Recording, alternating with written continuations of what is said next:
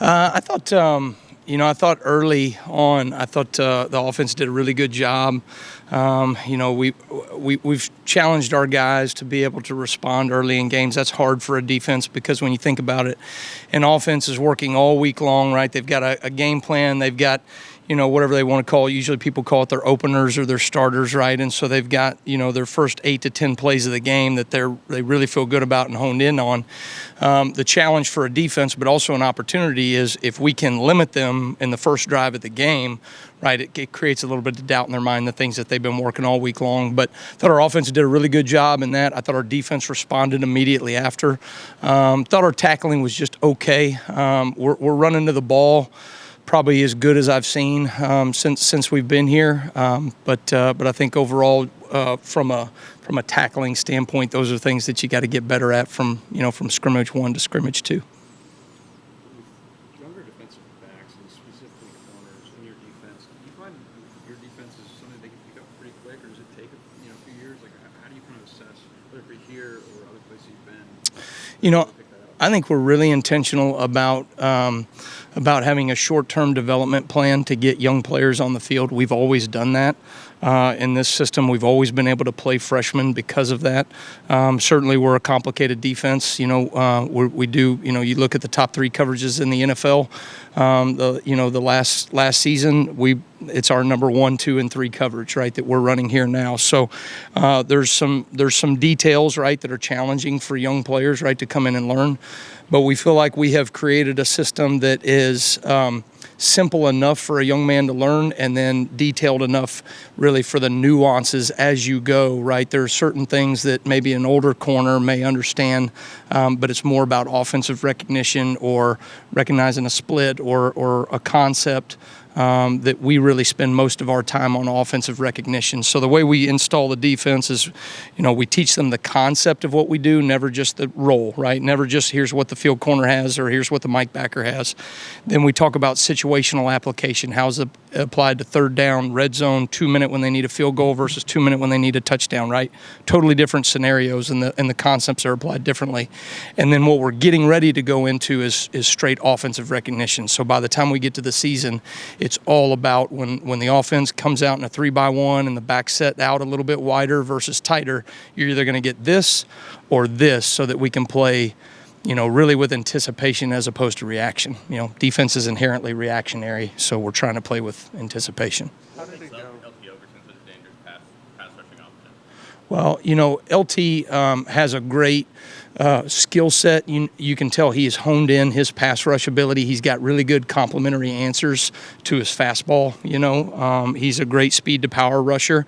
But he's done it probably 1,000,000 times over his life, right? And he can feel, whether the offensive lineman is on his top hip or his bottom hip, and know how to counter back inside or outside. So he's a really great on-body rusher, is what I would say, right? So that when he gets in to the man, he knows how to counter back very quickly.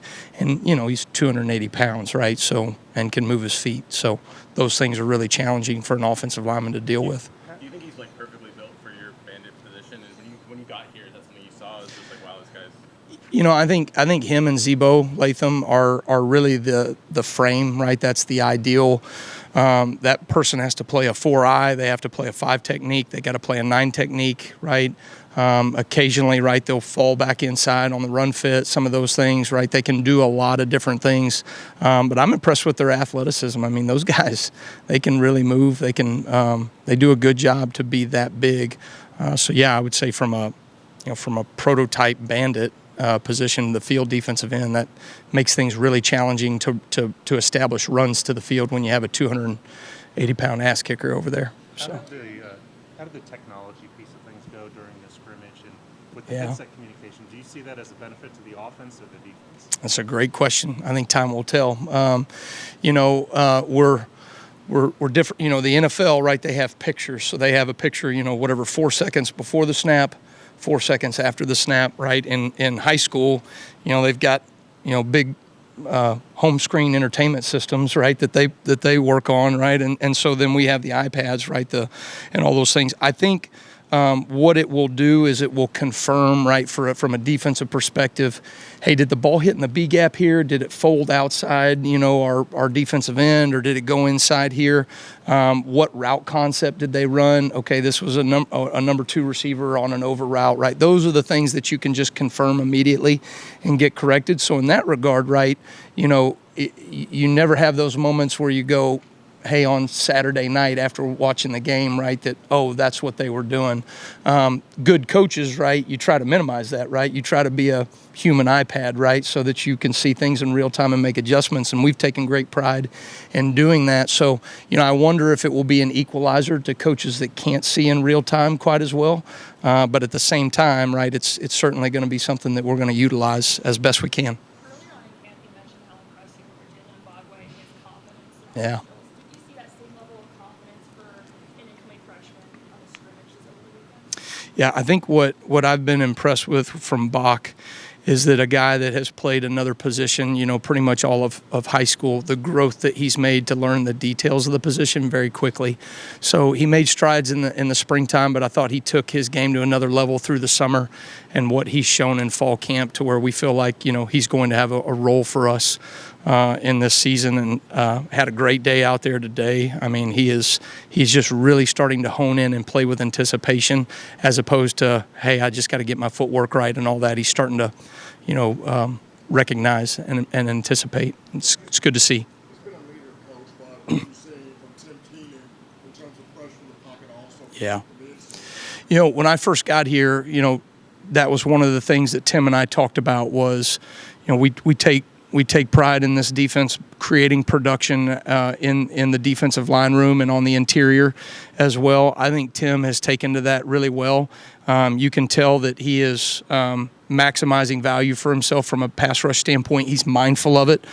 We try to give run-pass indicators, right, for our players, and then let them call out those run-pass indicators. So I may have called a run-stopping call, right, that can transition into a pass-down rush defense, right? And so they're doing a really good job with some of those communications as well. But Tim's a leader. He does everything right, and he's starting to get rewarded in terms of his production. So exciting to see how that translates to the field. Yeah, great question. So we're doing it with a number of guys, but that's really he's my voice on the field, right? So it's not just getting the call in, but there are certain things that I may want to communicate to him about the situation, right? The understanding of the offense, what they're getting ready to do. Honestly, I mean, you could write a book on the headset communication and how different that is from where we were with signaling to where we are now.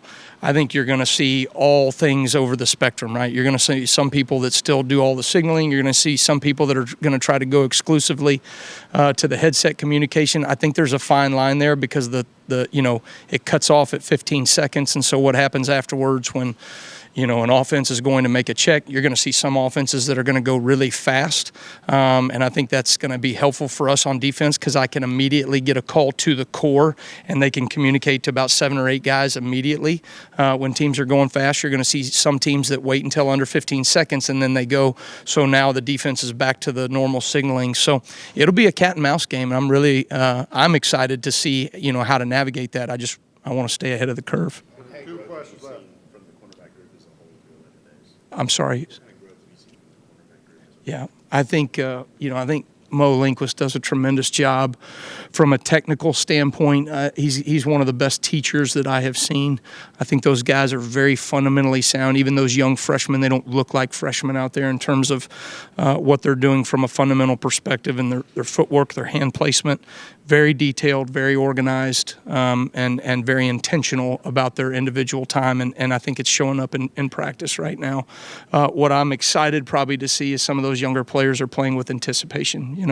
Defense is inherently reactionary, right? So the offense comes out in a personnel formation, whatever, and we react to whatever those things are. But if you can say under this personnel and that formation on 3rd and 6, right, now it's either going to be this or it's going to be that. Now we can play with anticipation. I think the corners are leaning into that right now. How's Jihad doing? What have you seen from some of those, both Justins really? Yeah.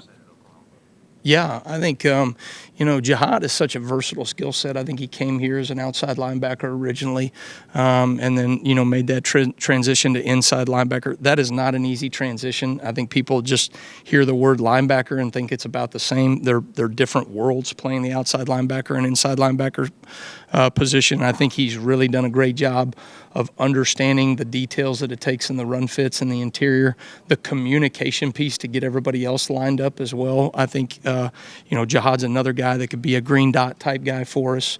And so, what I've been impressed with some of those younger backers is they see a standard of Jihad Campbell and Deontay Lawson. I think Justin Jefferson is really playing at that same level.